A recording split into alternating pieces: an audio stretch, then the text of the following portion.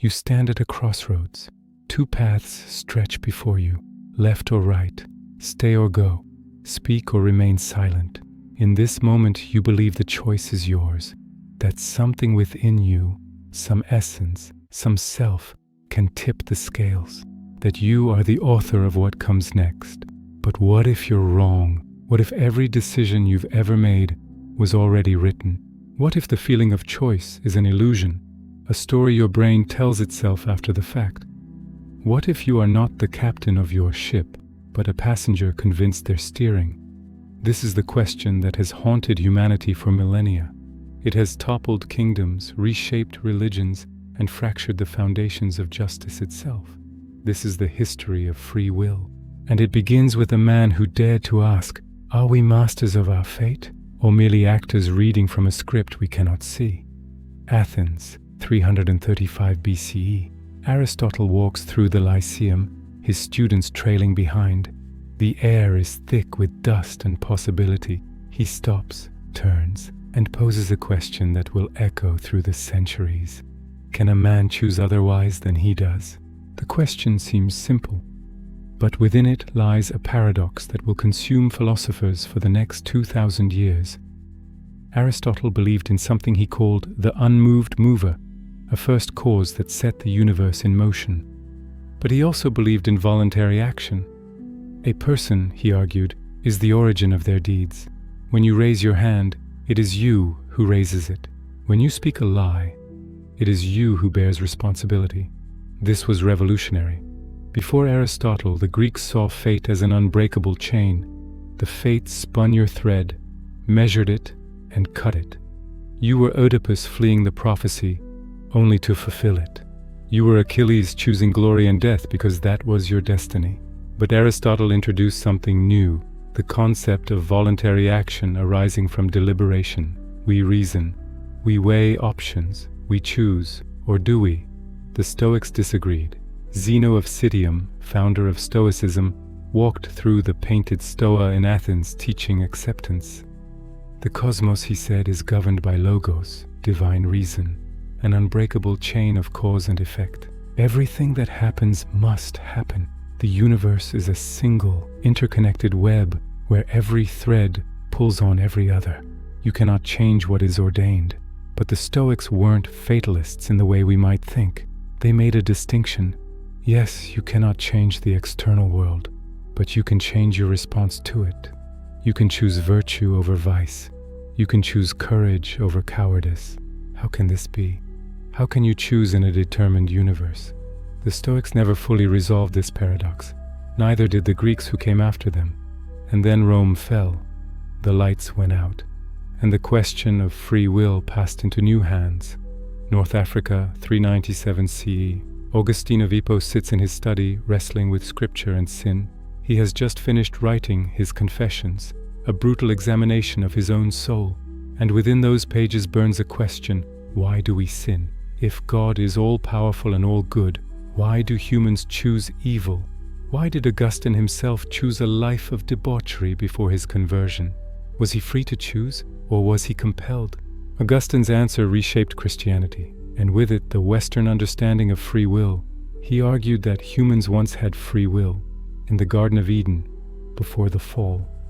Adam and Eve could choose between good and evil. They chose evil, and in that choice they corrupted all humanity. Now, Augustine said, we are slaves to sin. We cannot choose good without God's grace. We are free to choose, yes, but we will only choose wrongly unless God intervenes. This is the doctrine of original sin, and it introduces a terrifying element: predestination. If we cannot choose good without grace, and if God gives grace only to some, then God has already decided who will be saved and who will be damned. Your fate is sealed before you're born. The implications were staggering. For centuries, Christian theologians grappled with Augustine's vision. How can we be responsible for our sins if we cannot help but sin? How can justice exist if our fates are predetermined? Thomas Aquinas, writing in the 13th century, attempted a synthesis. He agreed with Aristotle that humans have voluntary action. But he also agreed with Augustine that we need grace. His solution: God's foreknowledge doesn't cause our choices. God exists outside time, seeing past, present, and future simultaneously. He knows what you will choose, but you still choose it freely. This satisfied some. Others remained unconvinced. And then came the Reformation. Martin Luther and John Calvin pushed predestination further than Augustine ever did. Calvin especially was uncompromising. God has chosen the elect before the foundation of the world. Nothing you do can change it. Your works don't matter. Your faith itself is a gift from God, given only to those He has chosen. The psychological weight was crushing. Entire societies organized around this principle. Am I saved? Am I damned? How can I know? But the religious debates were about to encounter a new challenger, one that would shake the very foundations of the free will question: science. The 17th century brought a revolution, not political, not religious, mathematical. Isaac Newton published the Principia Mathematica in 1687, and with it, he gave humanity a new vision of the cosmos. The universe, Newton showed, operates according to laws, precise mathematical inviolable laws. An apple falls at a predictable rate. Planets orbit in perfect ellipses. Every action has an equal and opposite reaction. The universe was revealed to be a machine, a great clockwork mechanism wound up and set in motion. And if the universe is a machine, then what are we? Pierre-Simon Laplace, a century later, took Newton's vision to its logical conclusion. He imagined a vast intellect, later called Laplace's demon, that knew the position and momentum of every particle in the universe. Such an intellect, Laplace argued, could calculate the entire future and past. Nothing would be uncertain. Everything from the formation of galaxies to the thoughts in your head would be determined by the configuration of particles at any given moment. The demon was a thought experiment, but its implications were real. If the universe is deterministic, then every event is caused by prior events stretching back to the Big Bang. Your brain is made of particles. Those particles obey physical laws. Every thought, every choice, every decision is the inevitable result of prior causes. Where then is free will? The Enlightenment philosophers split into camps. Some, like Baruch Spinoza, embraced determinism fully. Spinoza argued that free will is an illusion born of ignorance. We think we choose freely because we don't see the causes that determine our actions. A falling stone, if it were conscious, would believe it chose to fall. Others resisted. Immanuel Kant, writing in the late 18th century, attempted to rescue free will from the mechanical universe. He made a radical move. He split reality in two. There is the phenomenal world, the world of appearances, the world of cause and effect, the world science studies. In this world, determinism reigns. Everything follows from prior causes. But there is also the noumenal world, the world of things in themselves, the world beyond appearances. And in that world, Kant argued, we are free. We are autonomous agents capable of acting according to reason and moral law. This satisfied some, but it raised new questions. If the noumenal self is free, how does it interact with the determined phenomenal world? How can an uncaused cause exist in a universe of causes? Kant couldn't answer, and the problem deepened as science advanced. The 20th century brought new tools, new ways of peering inside the human brain. In 1983, a neuroscientist named Benjamin Libet conducted an experiment that would become one of the most controversial in the history of free will debates. The setup was simple. Subjects sat before a screen with a rotating dot like a clock hand. They were told to flex their wrist whenever they felt the urge. They noted where the dot was when they consciously decided to move. Meanwhile, Libet measured their brain activity using EEG. The results were shocking. The brain showed a readiness potential, a buildup of electrical activity, about 550 milliseconds before the subject moved. But the conscious decision to move came only 200 milliseconds before the action. The implication seemed clear. The brain decides to act before we consciously choose. The feeling of free will comes after the decision has already been made. We don't choose and then act.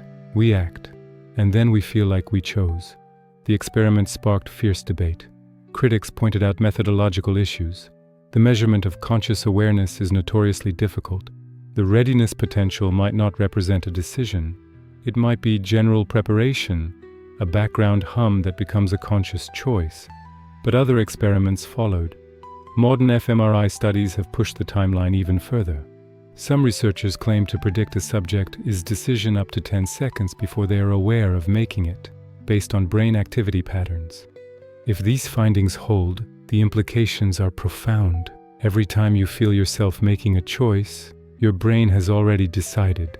The you that you think of as the chooser is actually a latecomer to the party, arriving after the choice has been made, constructing a narrative of agency and control. You are not the author of your thoughts, you are their audience. But not everyone accepts this bleak conclusion. A group of philosophers called compatibilists argue that the entire debate rests on a misunderstanding. Free will and determinism, they say, are not enemies. They're compatible. The question isn't whether you could have done otherwise in an absolute metaphysical sense. The question is whether you acted according to your own desires and reasoning. Were you forced? Were you coerced? Were you free from external constraint? If yes, then you acted freely. It doesn't matter if your desires themselves were determined. What matters is that you acted on them.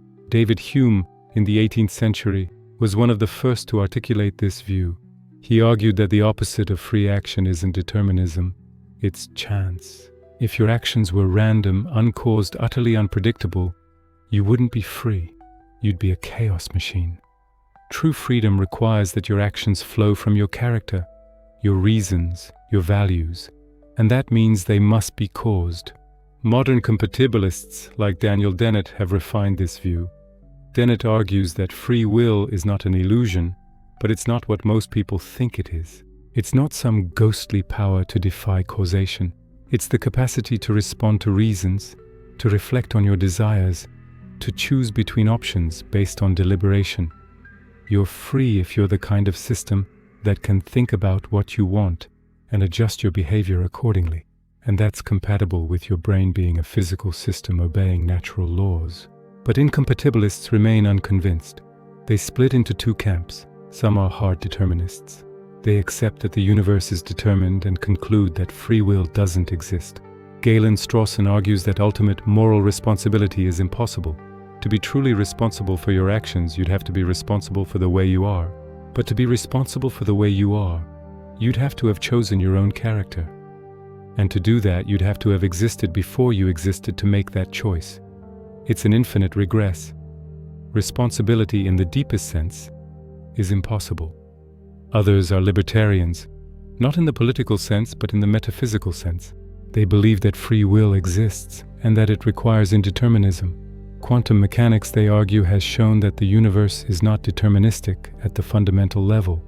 Perhaps there's room in the quantum uncertainty of neural processes for genuine agent causation.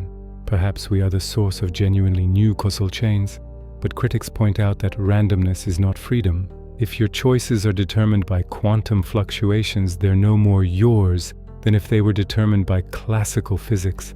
A random choice is not a free choice. It's just noise. The debate continues, conferences are held, papers are published, but no consensus emerges, and meanwhile the world keeps turning. Judges sentence criminals, parents punish children.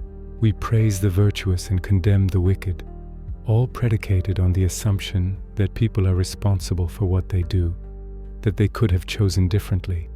That choice, in some meaningful sense, is real. Why does this matter? Because everything rests on it. Consider criminal justice. Our entire legal system is built on the concept of moral responsibility. We punish people because they chose to commit crimes. They could have done otherwise. They deserve retribution. But if free will is an illusion, then criminals are no more responsible for their crimes than a broken machine is responsible for malfunctioning. Punishment becomes incoherent. Retribution becomes cruelty. The whole edifice crumbles. Some argue this isn't necessarily bad. We could reconstruct justice on utilitarian grounds. We punish to deter crime and protect society, not because criminals deserve it. We quarantine dangerous individuals the way we quarantine infectious diseases without moral judgment. But something feels deeply wrong about this. We want to say that Hitler was evil, not just dangerous. That kindness is praiseworthy, not just useful. That there's a real difference between someone who accidentally causes harm and someone who chooses to. Or consider relationships. Love, trust, friendship, all rest on the assumption that people can choose how they treat you. When someone betrays you, it matters that they chose to. When someone stands by you, it matters that they decided to stay. Strip away choice, and relationships become mere biological processes. Your partner doesn't love you, their brain chemistry does. Your friend doesn't value you, they're just following social programming. The poet Philip Larkin captured the existential weight. What will survive of us is love. But can love survive if it's just neurons firing in predetermined patterns? Or consider meaning itself. We construct our identities around our choices. I am who I am because of what I've chosen to do, who I've chosen to become. Strip that away, and identity dissolves into a series of events that happen to occur in this particular body. Sartre argued that we are condemned to be free, that existence precedes essence, that we create ourselves through our choices. But if determinism is true, essence precedes existence. You don't create yourself. You discover what you already were. Some pin their hopes on quantum mechanics. The Copenhagen interpretation of quantum mechanics holds that at the quantum level, nature is inherently indeterministic. A particle doesn't have a definite position until it's measured. The wave function collapses randomly. God, in Einstein's famous phrase, plays dice. Could this randomness provide a foothold for free will? Some philosophers think so. They argue that quantum indeterminism, amplified through chaotic dynamics in the brain, could create windows of genuine openness, moments where the causal chain breaks, where something genuinely new can enter.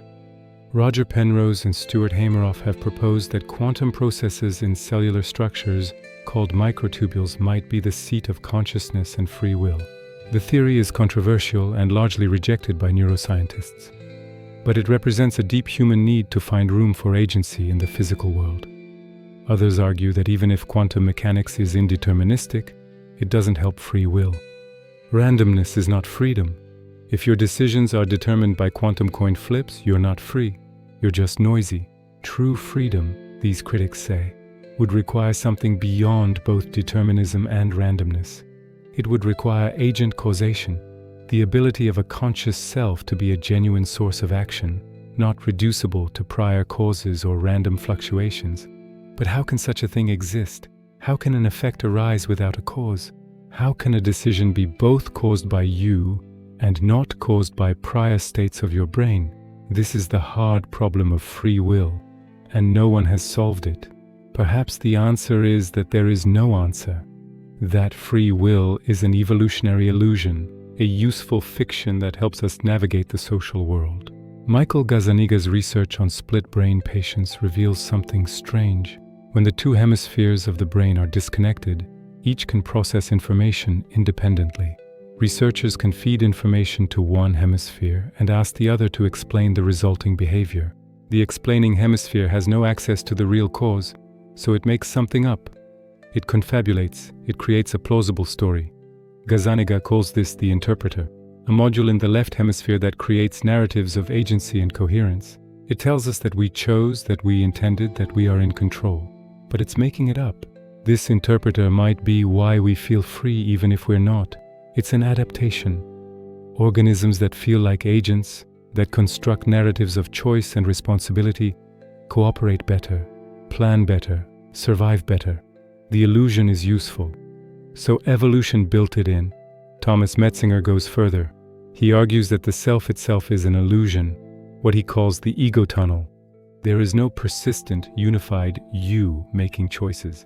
There are just neural processes creating the appearance of a self, the appearance of agency, the appearance of will. You are not the pilot. You are the plane pretending to have a pilot. If this is true, it doesn't mean we stop acting. We continue to deliberate, to weigh options, to choose. But we do so knowing that the chooser is a construct, a useful fiction, a story the brain tells itself. Some find this liberating. Sam Harris argues that realizing free will is an illusion reduces hatred and resentment. You stop taking credit for your successes and blaming others for their failures. You recognize that everyone is caught in the same causal web. Others find it horrifying. A loss of meaning, dignity, and moral substance. We have traveled from Athens to the modern laboratory, from Aristotle's voluntary action to Libet's readiness potential, from Augustine's divine grace to Laplace's demon to quantum uncertainty. And the question remains unanswered. Perhaps it must remain unanswered. Perhaps the question itself is malformed, a category error born of confused intuitions. Perhaps free will is not the kind of thing that can exist or not exist, but rather a framework we impose on experience. Or perhaps it's real. Perhaps there's something irreducible about conscious choice, something that slips through the nets of physical explanation. Perhaps reductionism fails at the level of mind. We don't know. After millennia of debate, we still don't know. But we keep asking, we must keep asking, because the question shapes how we understand ourselves, how we treat each other, how we construct our societies and our laws and our loves. The question of free will is not just an abstract philosophical puzzle. It's personal. It's about you sitting here now, deciding whether to keep viewing or stop, to believe or doubt, to act or remain still. And in that moment of apparent choice, you confront the oldest human mystery. Are you the author of your life, or are you reading from a script written before you were born? The answer may determine everything, or it may determine nothing, but the question endures. If you discovered tomorrow that free will was definitively proven to be an illusion, that every choice you've ever made was inevitable, would you live your life any differently?